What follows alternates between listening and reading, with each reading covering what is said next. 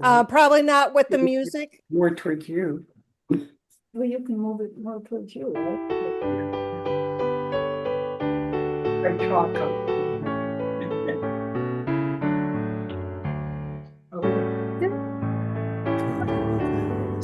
Feel free to sing along.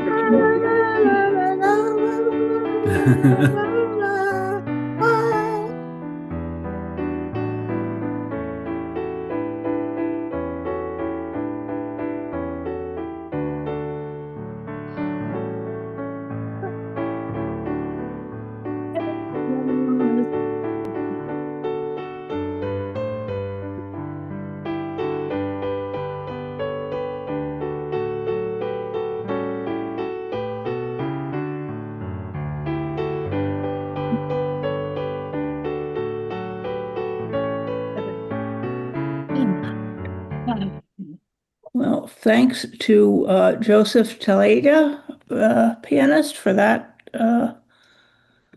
bit of music that he has shared with us for our programs. That window. So can see. Welcome. That hanging Um, all right, that's not it. That's- I should turn the sound off. So welcome to this evening's presentation. Terry, you want to start the recording? Yeah, it started. So Okay. keep clean up your language. Okay. So welcome to GA Blue Ribbon Essentials. We have a couple of on-demand or 3 on-demand workshops to talk about, an action of immediate witness and an emergent action of immediate witness and a half. So I will turn we are use for a just economic community. Terry and I are co-chairs, and we've been around since 1989 working on issues of economic inequality. And with that, I'll stop the share, maybe, and introduce our first speaker, who is Deborah Cruz of Justice Washington, with her action of immediate witness, Defend Against Assault on Environmental Protections. So, Deb, I will again stop share and take it away. I gotta get out of the sunshine. The sun is setting. I didn't realize I was going first. Oh, I'm sorry. we kind of could have like did an agenda. That's okay. What I'm gonna do is share my desktop. I have a PowerPoint presentation set up. Oh, Yay. where'd it go? There we go.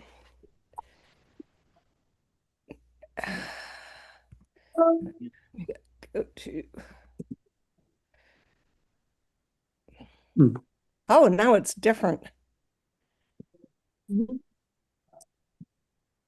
Oh, here we go. Wrong one. Okay. So I'll close out my chat box there. I don't Great. know how much you guys can see or not. So can you see that okay? Yes, fine. Looks good. Gorgeous. What's the what? It's gorgeous, I said. Oh, okay. So the action for immediate witness this year is to defend against the assault on our public lands, and also addressing the rescission of the endangerment finding.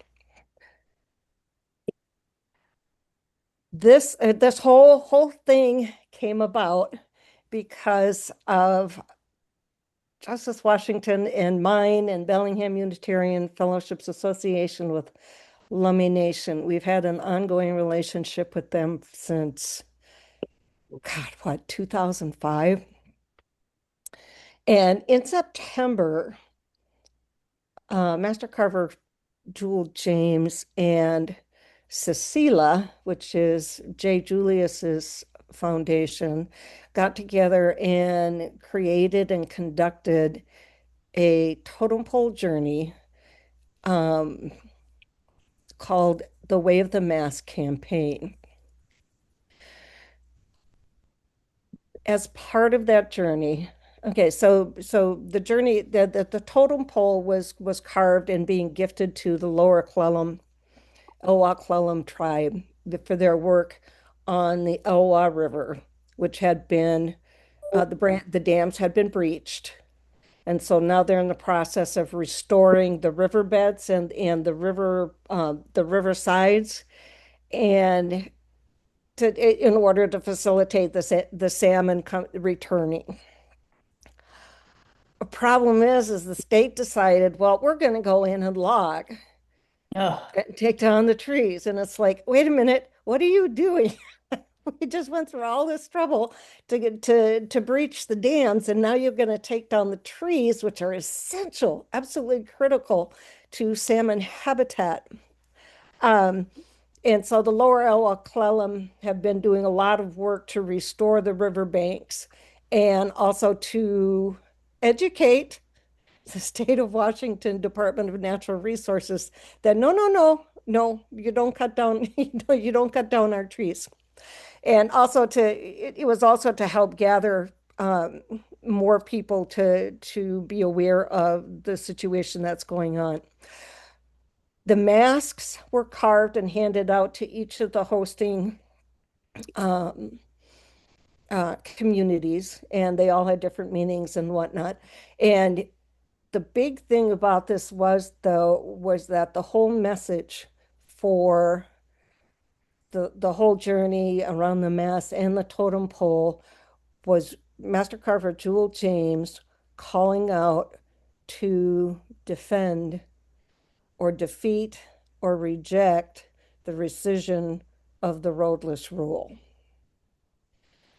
Um,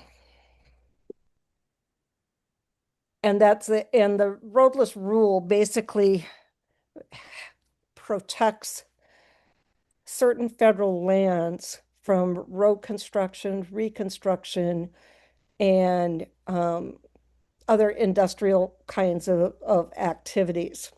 And so federal public lands include the national parks. Gotta see if I can reduce this. There we go. National parks, the forest, the monuments, the BML lands, wildlife refuges, wilderness areas, conservation areas, grasslands, recreational areas, and national sea shores and lake shores. And you can see by the map, there are four major agencies that administer and monitor those lands, and that's the Bureau of Land Management, Fish and Wildlife, Forest Service, and National Park. But there are also other agencies like the Department of Defense and NOAA that also do it, but their percentage is not as large as these four. Oh, this is interesting. Where'd it go? Oh, because I'm not on the screen, sorry. So the proposed roadless rule, the rescission. Okay, so the roadless rule was established in 2001 under the Bill Clinton administration, and it prohibits road construction, the reconstruction of existing roads, and timber harvests on almost 60 million acres of national forest lands. Nearly 400 or 45 million acres of it are in national forests.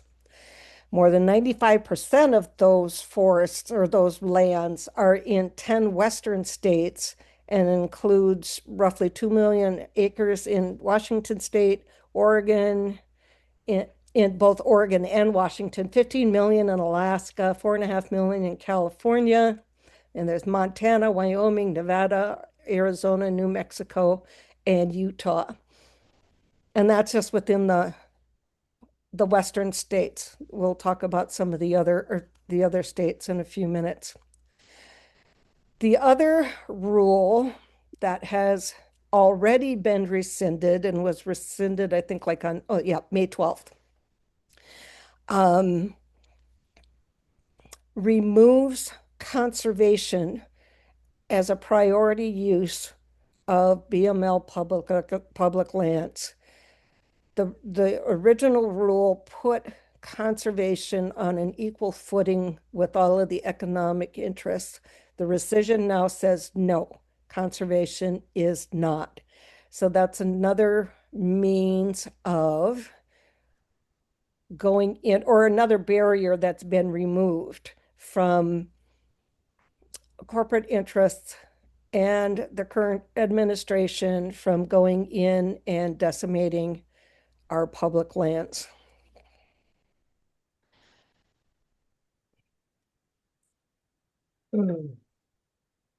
Obama, not Obama, but Trump also put forward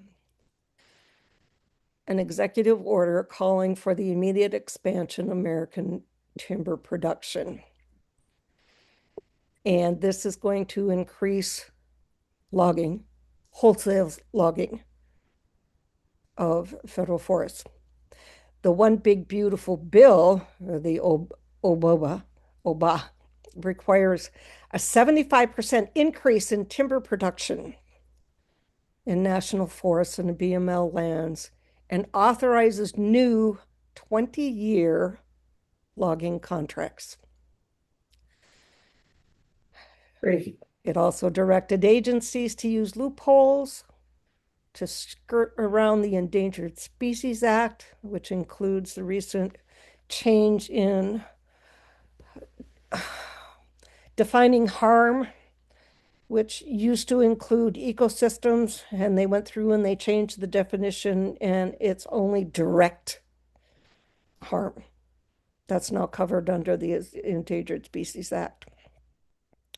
Nearly 60% of all national forest acreage are in a state of emergency, quote unquote, from the Department of Agriculture, due to wildfire risk. And they're using that as a justification to engage in logging projects, roughly 112 million forest acres, without environment oversight or tribal consultation.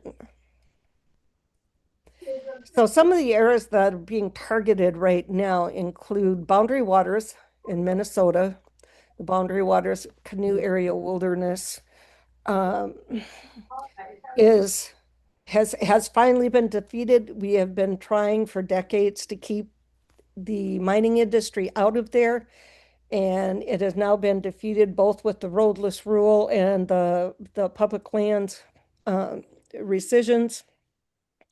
And also House Joint Resolution 140, which stripped all federal protections from 225,000 acres, discarding a comprehensive 2-year environmental study, ignoring 650,000 public comments, overturning a 20-year mining ban that was put in place in 2023, all to facilitate a copper sulfide mine by Twin Metals. And the mine is absolutely going to destroy that area and the whole watershed. Chaco Canyon. For those of you who don't know what Chaco Canyon is, it includes the ruins and 5 Chaco cultural archaeological protection sites. In April 26, U.S. Department of Interior moved to revoke protections, threatening to reopen the area to gas, oil, and mineral leasing. This potential action would reverse the 20-year 10-mile buffer zone established in 2023, which means they'll now be able to take and move their mining right up to the edges of the archaeological site and endangering nearly 5,000 ancestral Puebloan sites.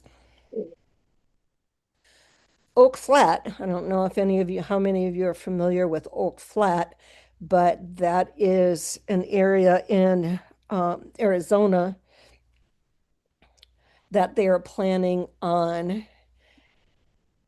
bringing in a copper mine, but instead of mining it in the ways that we usually think about it, they are going to collapse the mountain and create a crater 2 Oh my miles God. wide and over 1,000 feet deep.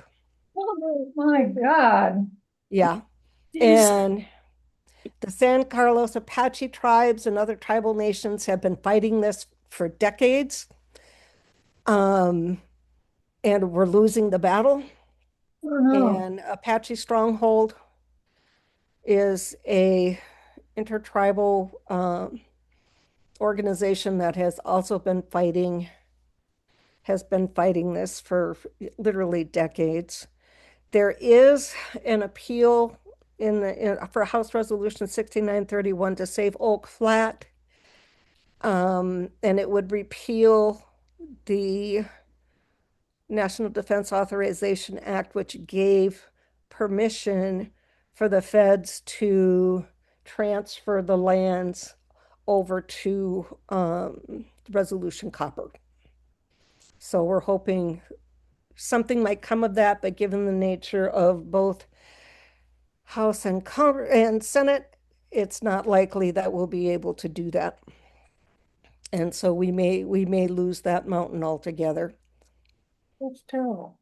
Tongass, Alaska, is under siege. An old growth forest. Roadless areas in the Tongass cover 9.2 million acres. And they're working real hard, and they have been for years, to open up the Tongass to mining and fossil fuel and commercial logging. And there's a huge disruption, especially with the elk and caribou herds in their migration and habitat systems. Well, and the grizzlies, as you've got pictured there. But it also stores an estimated 8 to 20% of the carbon found in all U.S. national forests, making it critical for global climate regulation. Other targeted sites, and there's more than this. Okay, I just went through. I'm creating a sheet that lists all of them, and it's amazing. It's like no state is going to be exempt from the rescission of any of these public land rules. So we've got Illinois, Georgia, Vermont, New Hampshire, Wisconsin, Michigan, Tennessee, Kentucky, Montana, Utah. They're going to bring they're trying to bring back the Bears Ears No. narrowing again, along with Grand Staircase, like they did in the first Trump administration. Washington, California, Pennsylvania, Texas, Oklahoma, Kansas, Missouri, South Dakota, Oregon. They have already started in Oregon. They've started an open petition to go into Mount Hood National Forest, so we're working on that. No. Oh, okay.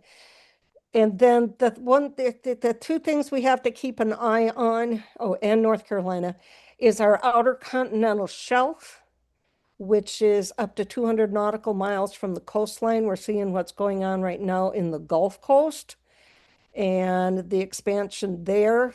And it can and will happen on the West Coast, as well as in areas along the East Coast as well, where they'll start seabed mining. So we got to look out for those kinds of things. Now, as far as the roadless rule rescission, or the proposed rescission, we haven't got a final determination on that yet. And the rescission of the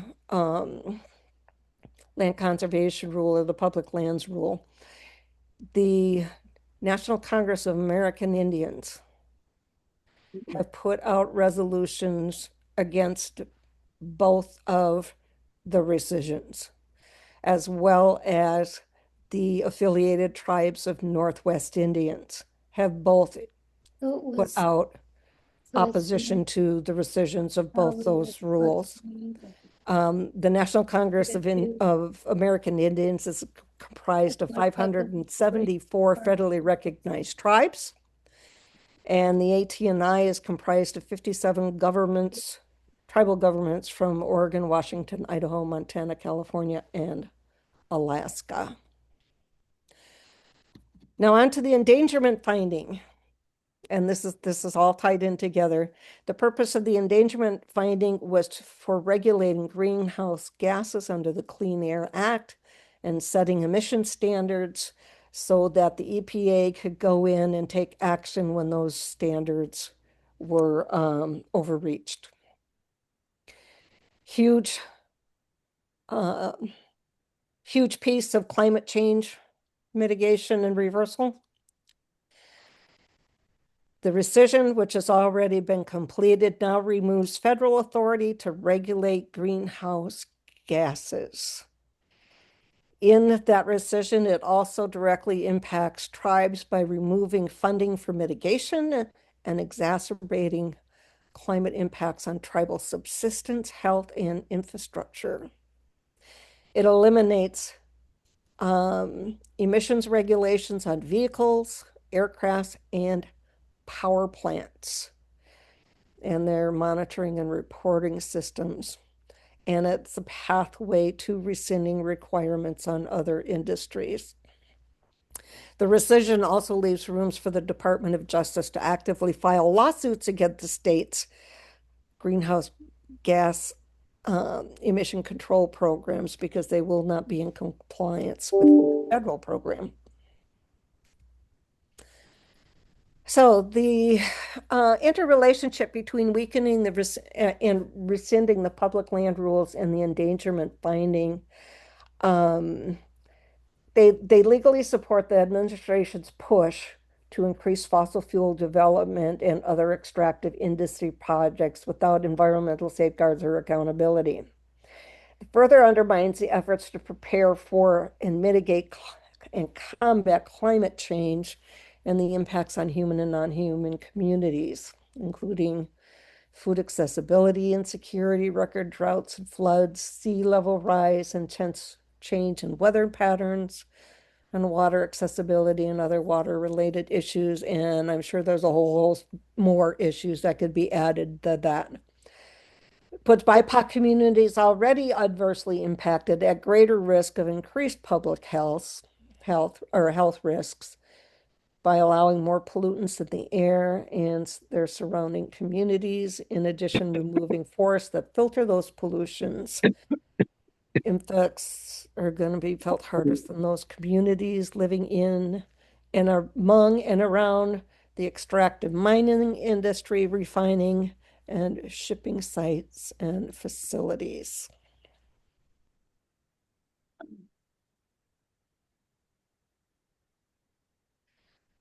So that's why. So what the AIW is going to be calling on everybody to do is start aggressively contacting Congress people, federal agencies, and requesting that they restore those rules that have been rescinded. Hopefully head off any new stuff that's coming up, although there is a lot of new stuff coming up, including expanding grazing rights. They're kicking buffalo off of federal grazing lands for the ranchers. I didn't know Okay, that. so that's one of the things that they're doing, and they're opening up hunting and ATVs, the motorbikes and whatnot in areas that have been prohibited. So there's a lot of things happening right now. And the call is to get people to be aggressive in protecting the public lands from the assaults that are going on, because they are going to take and wipe out the forests in order to go in and mine fossil fuel extraction. They've gutted NEPA already, and NEPA is the National Environmental Protection or Act. yeah, Act, which requires when they go and do a project that they pay attention to, what their environmental impact is going to be. They've gutted that, so it's basically going to be a free for all for the next 2 years. And the damage that they do is not going to be damage that we're going to be able to fix anytime soon. So that's it in a nutshell. Yeah, we did a story on EcoLogic about those buffalo. It's, and basically, if you're not going to kill them, they can't graze on federal land. Yeah. Yeah. Yep. Anyway, Yep. let's move maybe to maybe some, Bob, you have something a little more positive for us? Let's. We're pretty depressed right now, so but we're gonna work. Yeah, we're not gonna sit around and be depressed. We're gonna go and fight. So Can we have the material you've just put up? Is that a way for us to have that? What I'm doing right now is I am creating I can send it to you. I can send you a PDF file right now. But one of the commission's requests was that I create a crowdsource site that will have all different kinds of information to help people find out what to do, how they can do it, where they can do it, when they can do it. And I'll put that there, but I can email you a PDF copy so you have it right now. So I'm in the process of trying to put that together. Thank you. That's great. Yep. And UUJEC has in fact endorsed this AIW, and we will be sending you a statement on that. Thank you. Yes. Thank you. So, What's the name of the AIW again? The full title? Oh, the full title? I don't know. hang on, what I've got here is I just It's a long one. The basic Defend against the assault. Okay, it's defend against the assault on environmental protections, public lands rules, and the endangerment finding. Okay. Okay. So next we have some on-demand workshops. They are for those who are delegates to the UUA, at least the full delegates. I don't know whether the business-only delegates can access these. And if they can't, we will be putting ours up as soon as the GA and the UUA releases them back to us. And we'll be putting them up on our YouTube page. But we'll tell you about them now to whet your appetite, whether you're at GA or not. Reverend Bob Murphy is the community minister in Florida, and he's going to tell us about two projects: American Revolution, Work in Progress, and Mutual Aid, Love, Equity, and Transformation.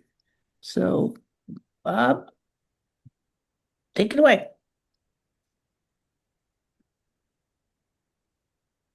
You're on mute, Bob.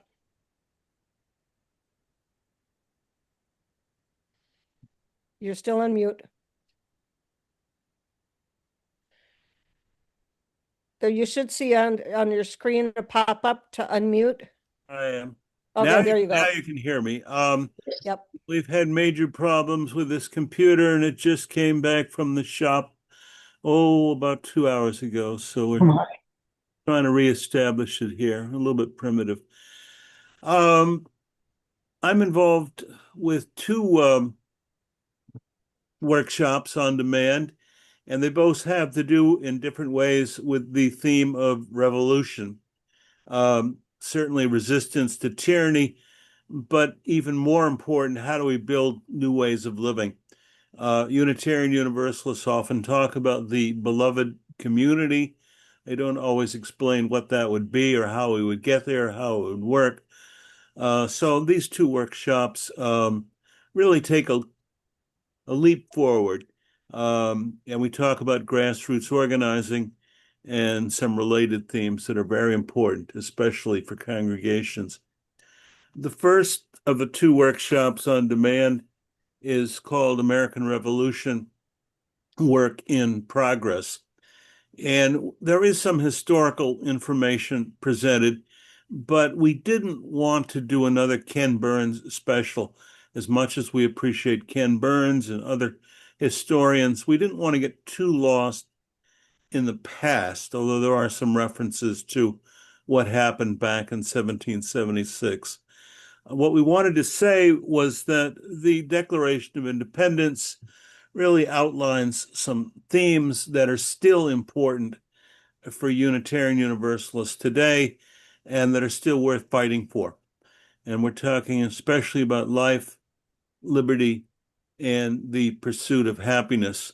And we're particularly concerned about groups that historically have been marginalized and have been oppressed by systems of oppression. So we're talking about American Indians, African Americans, other groups that really have not had the opportunity to easily enjoy life, liberty, and the pursuit of happiness.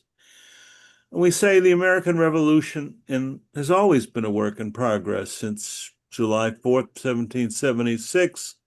Human rights struggles continue, and the struggle for peace continues. And we identify with that as Unitarian, or at least many Unitarian Universalists identify with that ongoing struggle. We have 4 speakers for the workshop, and the 4 speakers are Dan McCannon. Dan McCannon teaches at the Harvard Divinity School and is very interested in progressive movements in the here and now. Fran Quigley. Fran Quigley teaches law at Indiana University, very active in human rights work. He spoke last year at the General Assembly in Baltimore. We being the UUJEC, brought Fran forward. We want both of these people to become better known among Unitarian Universalists, Dan McCannon and Fran Quigley, because they represent that revolutionary spirit that continues in liberal religion. Michael Tino, Reverend Michael Tino from New York State, was there to talk about the new statement about abolition, which is developing for Unitarian Universalists. And then finally, I said a few words about the revolution and why it still matters. It matters in this year, of course, because it's the 250th anniversary of the signing of the Declaration of Independence. And Donald Trump is presiding over the festivities. He has his vision of what he wants America to be. We'll hear a lot about military adventures. We'll probably hear about Christian nationalism. We'll hear about some of the big corporate entrepreneurs with big plans for America. That's not quite the vision that many Unitarian Universalists have in mind. So we make our statements. We encourage congregations to stay active during the summer. Unfortunately, some UU congregations close during the summer months, or they cut back on services. Not unusual in some places. We're saying this summer, do your best to be present in the here and now. Try to do something for the 4th of July weekend. Even the smallest fellowship in a conservative town in the American South can usually find ways to connect to community celebrations that are worthy of support. At the very least, devote a Sunday service to the theme of the American Revolution as a work in progress. Talk about the human rights work that needs to be done. So these are some of the things that we encourage, and we give special attention to the need to defend democracy in the here and now. Much of the work that we encourage keeps coming back to voter registration, voter education, voter protection. This is what we were doing, Unitarian Universalists and other religious people were doing in the American South back in the 1960s. Some of you may remember the civil rights legislation of 64 and 65, how and why that legislation was established. And we're still in a fight to protect voter rights and democracy. It's going to be a difficult summer in some places. The summer, of course, is the time when you have to do registration in some states. By the time late September rolls around in some states, its registration for the November election is no longer possible. My wife especially is active in this good work, and yesterday, she's struggling with one woman who needs documentation to become a registered voter in the state of Florida. Used to be a very easy process. It's not easy anymore. It can take hours and hours of producing the right papers that are presented in just the right sort of way. So we fight for democracy, and that's why we talk about the American Revolution. The second workshop may be more unusual for Unitarian Universalists.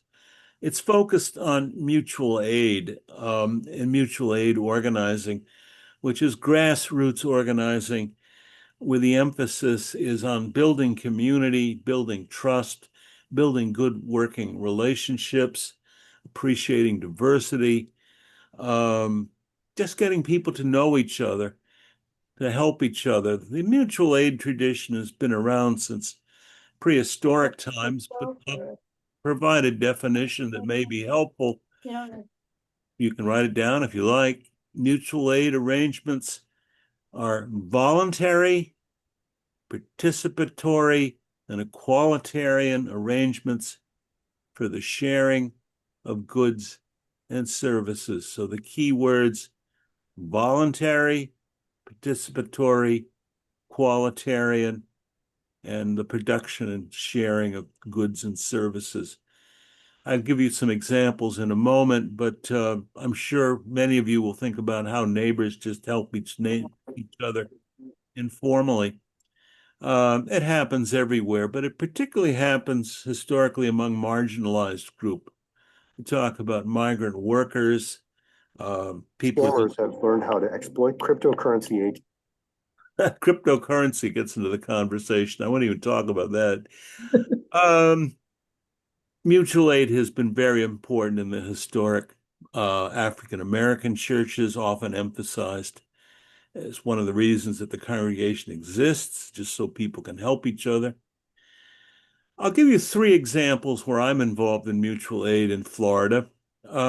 First of all, I live in an assisted living facility. I'm a person with a disability. We have about 2,000 people who live in this facility. It's pretty large. We've been evacuated 3 times during the last 10 years because of hurricanes. It's a mandatory evacuation. People with severe problems can usually be evacuated inland to safe places to receive care. But those of us who are called the walking wounded, we're pretty much on our own to come up with mutual aid arrangements during the storm and in the recovery process that follows. So we have to find housing, we have to find food, we may need other basics. Some of us work at the local high school in support of people with disabilities, many with mobility problems, vision problems. People with disabilities have often learned how to just help each other during and after emergencies. The guy who talks about mutual aid and how these communities form during emergencies, especially popular, and I recommend him, is Dean Spade in the Pacific Northwest. Rebecca Solnit has also written about this kind of mutual aid during emergencies. The second area where I do a lot of work these days is community gardening. It brings together all kinds of people, different races, different social classes. We just help each other produce healthy food and grow all kinds of things in Florida. Food production is possible throughout the year, very different from the North. We do other things too. I've mentioned assistance with voter registration and protection. I've been doing that for several years. It's become more difficult because Florida has become more oppressive in many ways. We do some other things. We help with transportation, carpools. That's a big issue, particularly for people with disabilities. It's just the ability to move around, to be able to go shopping and to get to other basic services. I emphasize with mutual aid that it comes from the bottom up. It's very different from government programs that, even when well-intentioned, don't really connect with the people, don't really get to know who they are and what they need. Even with food production in St. Petersburg, where I live, the town government has one vision of how they want to do community agriculture. We find that community groups, local groups often have very different visions. They want to proceed in their own way with a minimum of government interference. What else can I mention? Well, we do social action work. Yes, we connect to advocacy work. One of the projects we work on right now is opposition to alligator Alcatraz. Alligator Alcatraz essentially is a concentration camp established last year in the Everglades. Almost immediately, American Indian groups began to protest. This is sacred land for many people, especially the Miccosukee and Seminole tribes. Betty Osceola and others led and continue to lead much of the opposition to the prison, which takes up quite a bit of space and does quite a bit of environmental damage. Environmentalists have been very much concerned about the damage to the environment. The Sierra Club has become involved in the protests. ACLU obviously is concerned about human rights, legal rights. And we've had at least 4 Unitarian Universalist congregations come together every month just to try to close the prison and to try to support people as best we can. We'll have another vigil this Sunday, June 14th. I'm scheduled to speak. And we have some other Unitarians who will also be very present. There's a long history, as I've mentioned, of mutual aid, especially in institutions, including prisons. Some of the prisoners are able to access cell phones. The conditions inside the prison are miserable. There's no air conditioning, and we're in the midst of a Florida heat wave. The food is often disgusting. Very little medical care for those who need it. Very little legal support. And last Thursday, so 1 week ago today, we had a message that there wasn't adequate drinking water. And we received that message from prisoners, and we kicked up a fuss, and they now have adequate drinking water. At least they do this week. And one of the guards reportedly said to some of the prisoners, "I don't know who those people are out there, but they're the people who got the drinking water delivered." So we had some success acknowledged. And I emphasize that we won't save the world by mutual aid alone. It's not a panacea. It's certainly not a replacement for Medicare and Medicaid and Social Security and SNAP and all the other big programs. We can't replace those programs. But without mutual aid, without this kind of citizen involvement, don't expect much progress in the world. Governments come and go. Sometimes they're helpful, sometimes they're not helpful. The point of mutual aid is to stay organized, to apply pressure, to provide support when it's needed, possible, with housing, other basics. And when government does come into place, to be there, well, sometimes to be a creative nuisance. Keep democracy working, to make sure that government is responsive to the people and to their needs, whether we're talking about community agriculture, public education, public transportation, or whatever. Mutual aid arrangements can keep people involved, and that's what happens in my part of the world in Florida. It's not easy. We have a government that sometimes looks, some of you might say, fascistic on Florida. Very,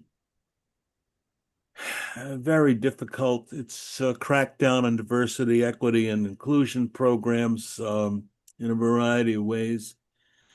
We have some other difficulties, but mutual aid makes revolution and resistance possible. And without it, don't expect much progress in the world. So that's my sermon, and I welcome any questions or comments that come to mind. I will mention that the great philosopher among Unitarian Universalists for mutual aid, some of you know or remember him, James Luther Adams. He was one of my teachers when I was in minister school. James Luther Adams emphasized the importance of these voluntary participatory arrangements. And certainly every congregation, every minister should be familiar with his good works. He did a lot of remarkable things. James Luther Adams. But there are other sources of wisdom also that I'm sure you can identify. So questions, comments, suggestions? Okay. I hope Appreciation. what's that? Appreciation. Thank you. That is very high praise. That's much appreciated.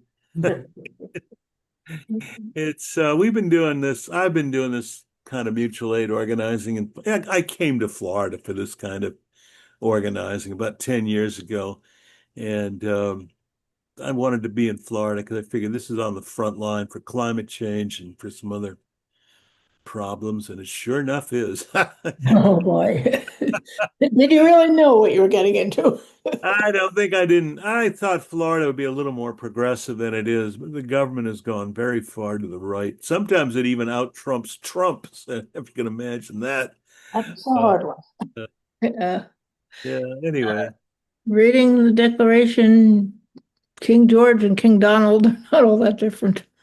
Yeah, that's it's very much concerned. Scary, scary stuff. Yeah. Um, There must be various thoughts or I want to put a plug in for the speakers who are on the mutual aid workshop. I forgot to do that.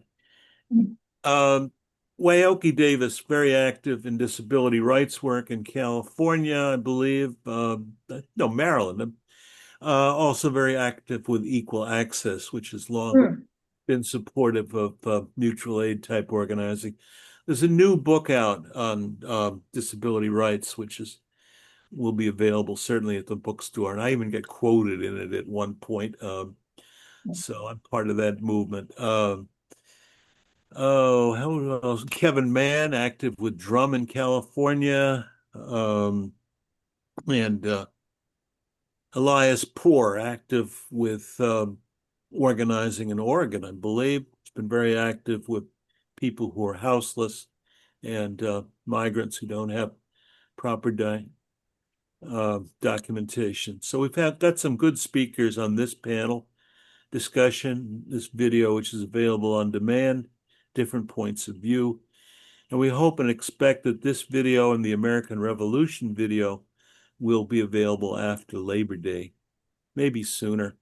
And I want to give high praise, especially to Terry Lohlman, who put this stuff together, did much of the technical work, and Sally too. They both need a lot of commendation and thanks. Thank you both. I think Terry was really more the person on this one. I've been a little out of the loop these days. You've done quite a bit too, but I do what I can. Anyway, our next speaker, it comes to us from the UUA board, the UUJEC board, and also UU EcoSocialists. And why do I have it? Right. Can you see my screen? Yes. Why don't I see? Okay. Beyond capitalism toward eco-socialism, toward liberation, a faithful case for eco-socialism. Get the people out of the way I can read. So thank you, Gregory, for your presentation, and want to take it away. All right, thank you. I have written out what I wanted to say just so I could keep it to a correct time. So I am going to jump over to that now. So I come to y'all this evening with some gospel. Remember, I used to be a Baptist preacher. The good news is this: we already have everything we need to make a more beautiful world. At this point, it's more so a matter of how we organize ourselves. Will we organize ourselves around profit or around meeting the needs of people and our planet? Consider where I'm zooming from here in California.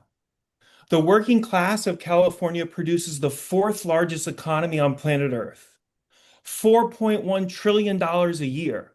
That's more than Japan, more than India, more than the United Kingdom. We're only behind our own United States, China, and Germany. This state grows the food that feeds the nation, builds the technology that runs the world, and generates wealth on a scale few in human history have ever even approached. And in this state, one of the richest places that's ever existed, nearly a quarter of our country's unhoused people will sleep outside on concrete tonight. Farm workers who harvest a third of America's vegetables will go hungry. Teachers commute 2 hours because they cannot afford to live near their San Francisco schools where they teach. And families ration, and by families I mean me, insulin with sight of corporate towers where its prices were set. And hold these contradictions together because everything else in the workshop that I present flows from this. You see, the crisis of our age is not a crisis of scarcity. We have enough. It's about distribution and about ownership. The wealth already exists. The productive capacity already exists. The workers, the knowledge, the technology, all of it exists. What stands between this abundance and the people who created it is not scarcity, but ownership. The central question is not whether society can provide for human need, but who controls society's wealth and for whose benefit is it organized. This is a crisis of ownership. This is not a law of nature. This is a political choice. And the good news is that political choices can be changed. And that's the conviction at the heart of the workshop, Beyond Capitalism Toward Liberation, a faithful case for eco-socialism. Its claim is that our faith calls us to build a society organized around the flourishing of life, not around profit. It calls us to build an economy that I would describe as love made structural. And that building is neither fantasy nor heresy, but the next stage of our social development, a stage that ordinary working people like myself, organized together, have both the power and the historic responsibility to bring into being. In the workshop, I begin with our religious inheritance. The Unitarian side of our family rejected harsh creedal authority and insisted that human beings possess the reason and moral capacity to shape our common life. While the Universalist side, the more working class side, proclaimed a love so totalizing that no person could ever be written off, not even the devil himself. Those convictions sent our ancestors, our Unitarian and Universalist ancestors, into the work of abolition, into the labor movement, into the struggles for civil rights, women's equality, queer liberation, happy pride. And at every turn, our ancestors refused to accept that any social arrangement was permanent simply because it was profitable or what their tradition had handed them. Our ancestors understood, even when they would not have used the same language, what historical materialism or what our value of transformation teaches explicitly. Societies are not fixed. Humanity has already moved through hunter-gatherer life, through slave empires, through feudalism, and now in capitalism. And that each transition came when the old order could no longer contain the productive forces and the human aspirations growing within it.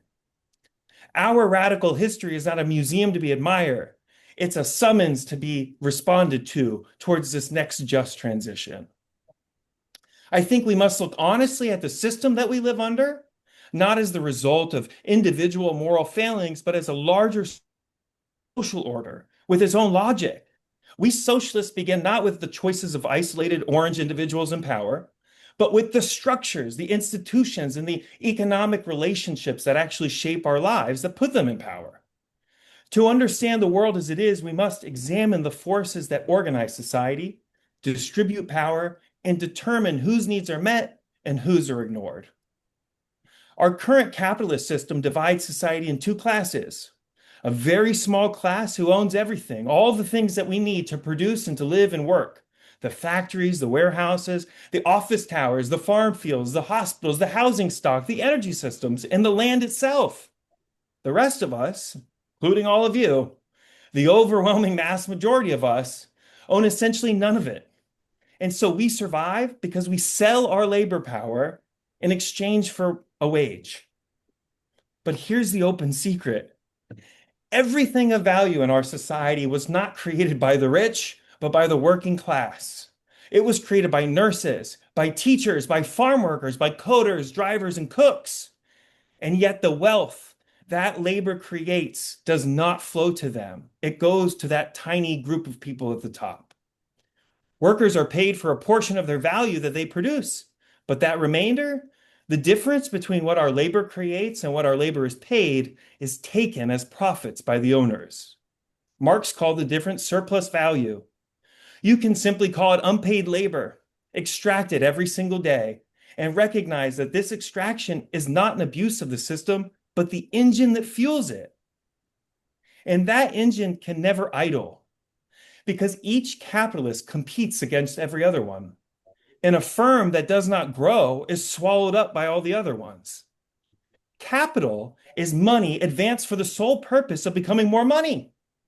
And there is no point in that cycle where anyone could declare that they have enough, that they've reached accumulation status, because to stop accumulating is to die as a capitalist.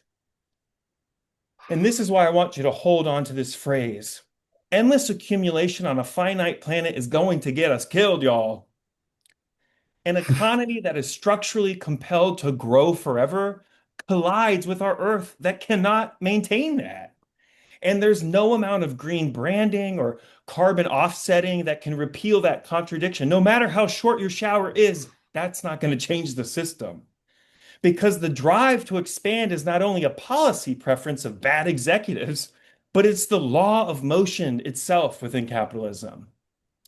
The forests, the rivers, the oceans, the climate, they're all treated as free inputs, as resources to be owned instead of kin to be related to. Since capital recognizes nothing it cannot price, and so the same logic that pays workers less than they're valued also is the ones that burns the only homes that we have.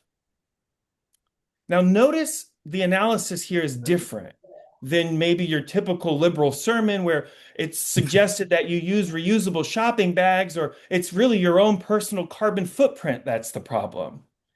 A sermon like that is designed quite literally by the fossil fuel marketing departments to dissolve a class question into a million different individual guilt trips. You did not cause the crisis at the grocery store, and you won't end it there. Because what gets produced under capitalism is not decided by human need, but by human greed. That's why our society manufactures luxury condominiums right next to tent encampments, or pours bleach on unsold food while children go hungry. It's why you can pick from 24 brands of soap, all owned by 2 or 3 companies, but I personally can't afford insulin. Production is carried out socially. We produce the world together by millions of us cooperating across the whole planet. And yet the decisions remain by those profiteering off it all. When wealth is produced collectively but owned privately, the result is instability and mass inequality. And when the crisis is rooted in ownership, then changing politicians without changing ownership won't solve it. You can't solve a system, you can't fix a system built for private profit by electing a kinder caretaker of that same system. Which returns us to the good news, the gospel, because we already have everything we need. EcoSocialism shows us what becomes possible when the working class, the class that already runs every workplace, the class that keeps every system functioning, takes democratic ownership of the workplace, of the economy. They can plan production to meet human need within the limits of living Earth and not human greed. Here's the key. Socialism means housing is guaranteed as a right rather than traded as a speculative asset. Healthcare and education are provided as public goods. Energy systems rebuilt for survival rather than shareholder returns. And workplaces governed by the people who do all the work. This isn't our old school Unitarian utopian dreaming. Marxists begin from the productive capacity and the class forces that already exist. We're not imagining the society to bring it down. We're building from the bottom that already exists. The material foundation is built. What remains contested is power. And power, history teaches with absolute consistency, is never given. Frederick Douglass said it's power concedes nothing without a demand. The 8-hour day, the weekend, the abolition of child labor, Social Security, the Voting Rights Act, every one of these was denounced as impossible and dangerous until masses of organized working people made it unstoppable. And each was won not by appealing to the consciousness of the ruling class, but by building enough collective strength that the ruling class trembled at their power. For us, y'all, this is not even just merely strategy. This is a working class theology. We are a covenantal people who believe the world is created in common and answered for in common, which means class solidarity is not a tactic we adopt, but one of the oldest spiritual disciplines that we possess. It's the practice of recognizing ourselves and one another and refusing to accept a world where some are sacrificed for the comfort and wealth of others. As Unitarian Universalists, we must move beyond charity and toward justice. Charity is love responding to the suffering of a broken system, the suffering that a broken system creates. Justice is love changing that system so suffering is no longer inevitable. So here's the invitation.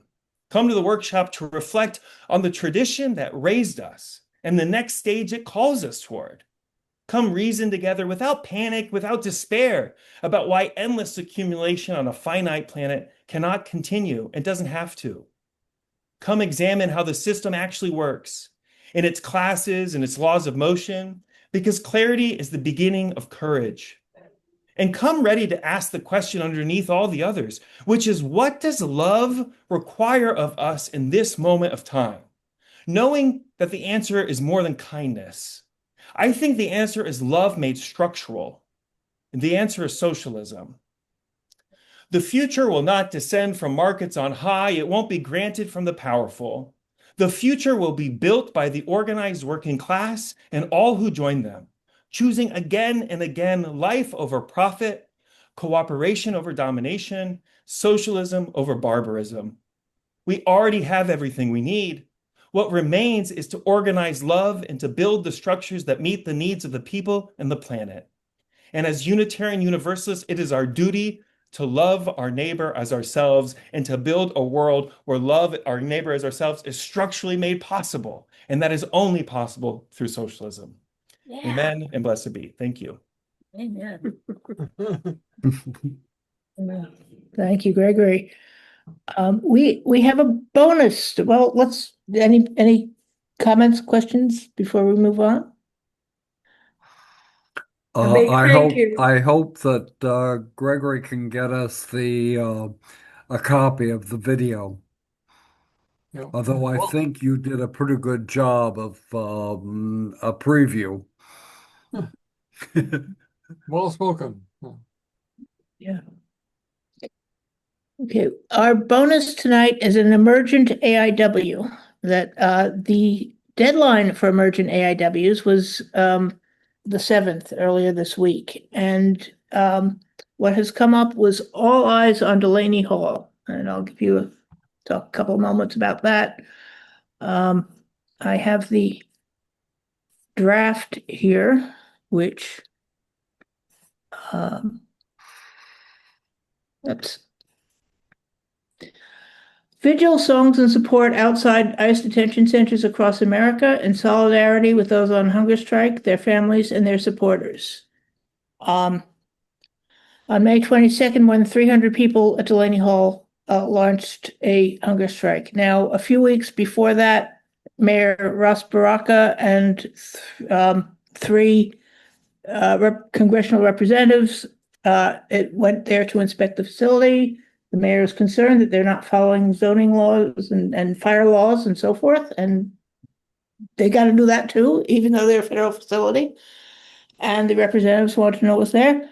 LaMonica McIver is still facing charges of assault on a federal officer because there was a fracas there, where she was trying to defend Bonnie Watson Coleman. One of the other representatives was an 80-year-old woman. Crazy. Anyway, these 300 individuals have started withholding their labor and going on a hunger strike, and they're being terribly abused. This is not unique to the Geo Corporation facility in Newark. It is nationwide at all these concentration camps. A while back, Dilley was in the news down in Texas because of all the children who were being mistreated there. So I encourage you to read the draft and support it. The other subject that came up, unfortunately, after the 7th was the Department of Defense eliminating Unitarian Universalism and a bunch of other religions. And somebody in the UU universe wrote a wonderful AIW that it's too late to get past. We have to find a way to get that to the wider UU world and beyond. Well, if we can't do it this week, then by God, we'll figure out another way. So that's, yeah. Geo's into Tacoma too. A Geo executive was just named, I think, head of ICE or head of one of those damn agencies. It's incredible. Geo was? Yeah, somebody from Geo was put in charge of something. It was just, I'll find the details and email it to you because I don't remember exactly. I don't want Yeah, to. Geo runs the Tacoma Center, detention center up here too. And there's been problems for decades with those facilities. And we've issued a number of state laws to try to help regulate some of that. Yeah. And they refuse to let people in to do inspections. Yep.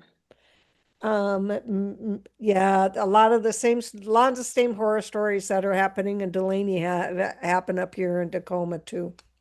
So, Well- where is Delaney Hall exactly?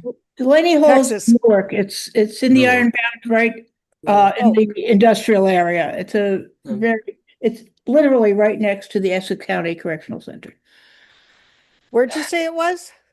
In Newark, right on the New Jersey. Oh, I thought this was the Newark, New same Jersey. one as down in Texas. Okay, No, my Dilley in mistake. Texas was Okay, yep, a little you're while right. ago with the kids, yeah. Same song, another verse. Yeah, exactly. Just like the old one, yeah. And Geo and Core Civic are the two main private prison entities that run these things. And, I mean, people talk about the private prison industry, but, often the government operated facilities are no better. They make contracts with the same, if not those corporations, with ARA, which, ARI does everything from luxury gala events to prison slop. They just calibrated according to what they can get away with. Yeah.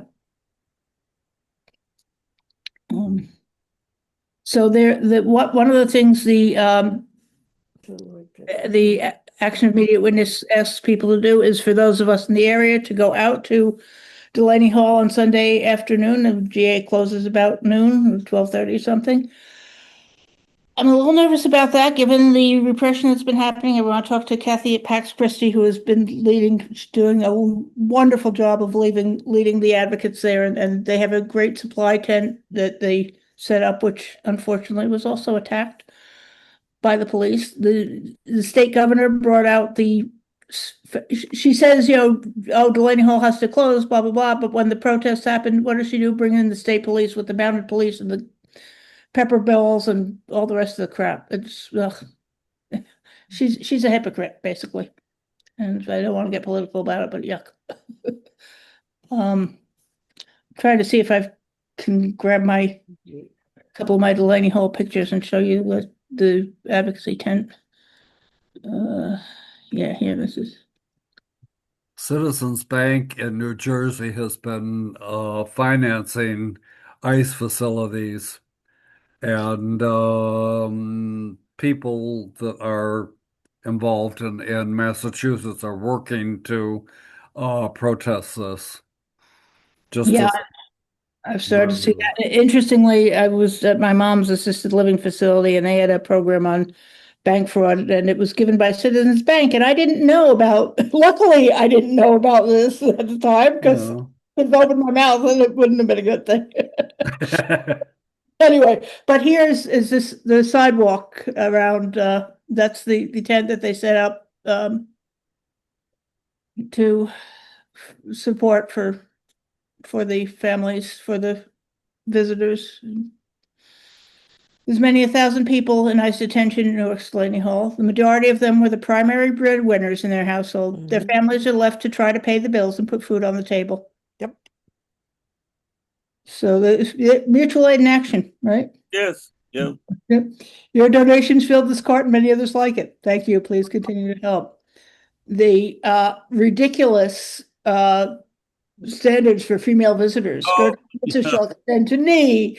Slits and skirts and dresses shall rise no higher than the knee. Sheer clothing is prohibited. I mean, good grief. How to help? Eyes on Ice is one of the main organizations. Pax Christi. I see DSA here. Yeah, so It's and- like junior high back in the 60s Yeah, for the we women's attire. we have the same stuff in Florida. Yeah, same, same stuff, Yep. So that's our program. We're glad to have some reflections and comments. Thank you. Thank you.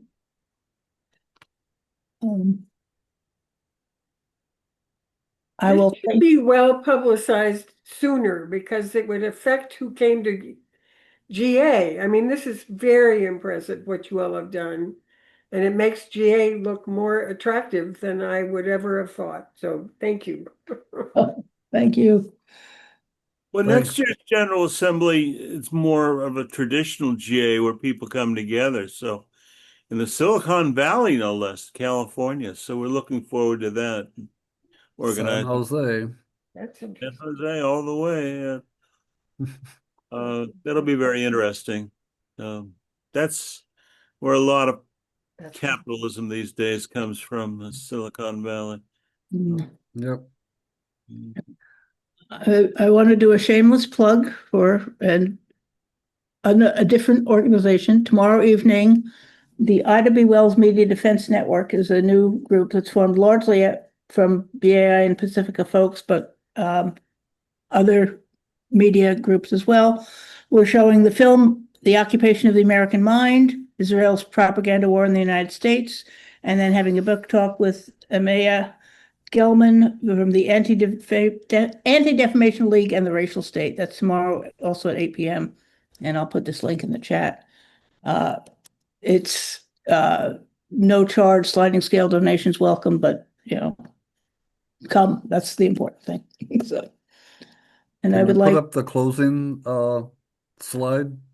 Do I have a Sally? closing slide? Oh crap. Well, the opening is just as good. I mean, it's Okay. the right one. Sure. Yeah. I will. Recent folders. There it is. Hi, Moji. Do you have a question? Yes, hi. No, sorry if I got here so late. I was in another Zoom about the Iran war.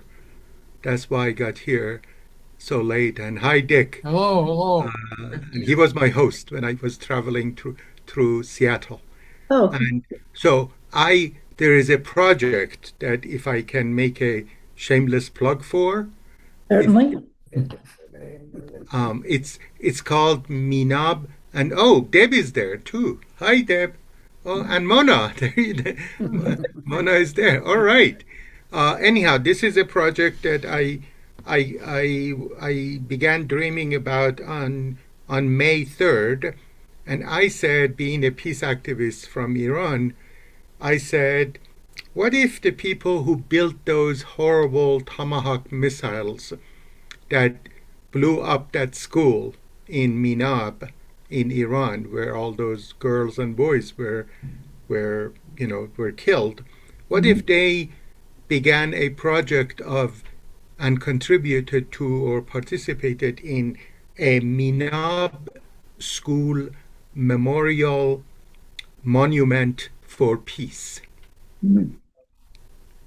So that's how crazy I am to think that it is possible for the Raytheon workers in Tucson, Arizona, where the Veterans for Peace Chapter 13 is located, that somehow we could get those folks to participate in whichever way they feel they can without losing their jobs, Raytheon, to build, in other words, to create swords into plowshares. And so I would love to have anybody who, right now I was talking with Kevin Benderman of the About Face Veterans Against War, and he said, boy, this is something that we need to do, because regardless of what the governments of our countries do, the people of the US and Iran should not continue to become enemies. And a monument, I mean, to build that, a monument in Minab, and since I'm so further crazy, I hope that we could have the Pope to travel to Iran, to go to Minab, to officially bless and open the Minab School Memorial Monument for Peace.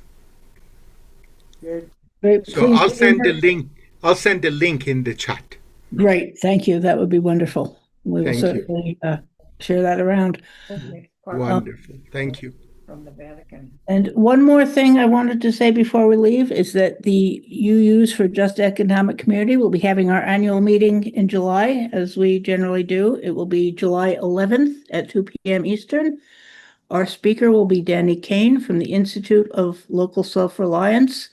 We're still working on specific topics and details, but it should be a very informative afternoon. We'll have our business meeting after he speaks, and you're all invited. The web page will be up shortly. Thank you. Are you going to put up the screen or? That said, we thank you for coming this evening, and Good. thank you all for being here, and we'll see you next time. Some of you at GA and others of you at our next program, and online always. Thank you, everybody. Thank you, everyone. Thank you. Thank you all. Thank you, and I put the monument project's link in the chat.